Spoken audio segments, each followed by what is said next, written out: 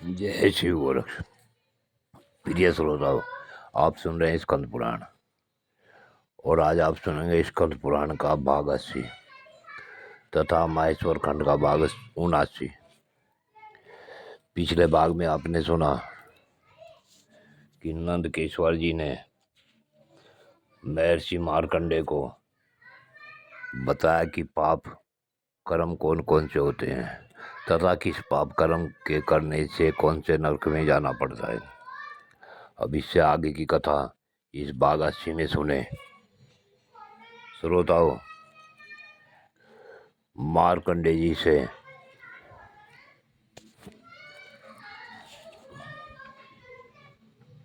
नंदकेश्वर जी ने कहा कि हे मुने, अब मैं तुम्हें पाप पुण्य चित्त वाले समस्त प्राणियों की शुद्धि के लिए विस्तार पूर्वक प्रायश्चित बताता हूँ। ब्रह्मघाती मनुष्य अरुणाचल क्षेत्र में जाकर क्रतु तीर्थ में गोता लगावे और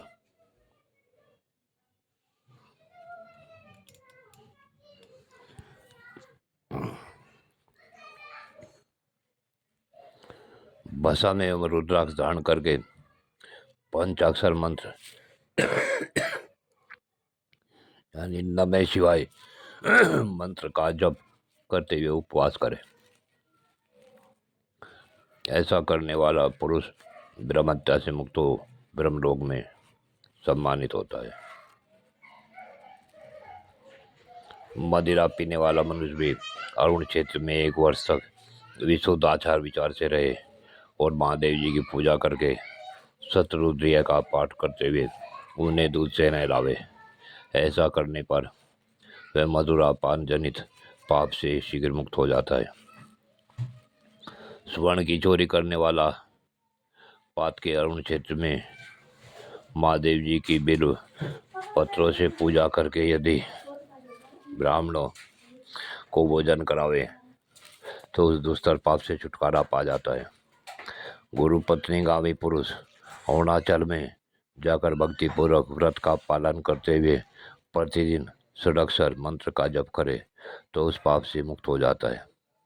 पराई स्त्री का अपहरण करने वाला मनुष्य अरुणाचल क्षेत्र में जितेंद्रिय भाव से निवास करे और 1 मास तक प्रतिदिन नए नए फूलों से अरुण शिव की पूजा करे तथा शक्ति के अनुसार धन का दान करे, सो वह तत्काल पाप मुक्त हो जाएगा।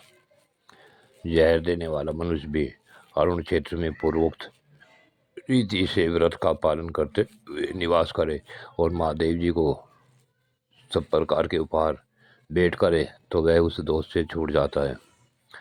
चुगली का पाप करने वाला भी अरुण क्षेत्र में व्रती होकर वेदोक्त कर्म में तत्पर रहते हुए यदि श्रेष्ठ ब्राह्मणों को चढ़ावे या पढ़ावे या पढ़ने में सहायता करे तो वह पाप रहित हो जाता है। स्त्री, बालक और गाय की हत्या करने वाला पुरुष भी अरुण क्षेत्र में जाकर अपने पाप का नाश करने के लिए व्यतिपात योग में ब्राह्मणों को तिल दान करे।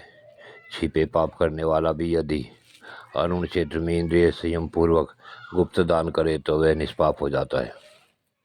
असत्यवादी मनुष्य अरुण क्षेत्र में 6 महीने तक निवास करके प्रतिदिन अरुणाचलेश्वर स्त्रोत्र का पाठ करने से पाप रहित हो जाता है।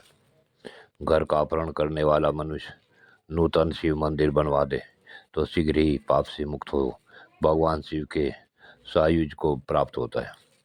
यदि किसी अभीष्ट वस्तु के लिए प्रार्थना करनी हो तो पैदल चलकर ही भगवान अरुणाचल की प्रदक्षिणा करे। इससे वह शुभ अभीष्ट अनायास ही प्राप्त हो जाता है।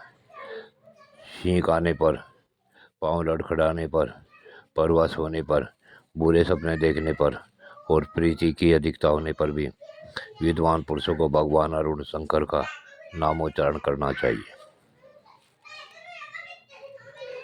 नंदकेश्वर जी कहते हैं कि षडाक्षर मंत्र के द्वारा, दही से और प्रणव द्वारा दूध से भगवान शिव का स्नान कराना चाहिए। शिवरात्रि में शत्रुंजय का पाठ करके बिलपत्रों के द्वारा अरुणाचलेश्वर की विशेष पूजा करनी चाहिए। रात्रि को जागरण करते हुए जितेंद्रिय होकर कमल और कनेर के फूलों से तथा गीत वाद और नृत्यों के द्वारा दिव्य आमभोग विधि से मोक्ष के लिए अरुणाचलवासी महेश्वर की पूजा करनी चाहिए। प्रिय श्रोताओं, आज की कथा यहीं पूर्ण होती है। आगे की कथा अगले भाग में।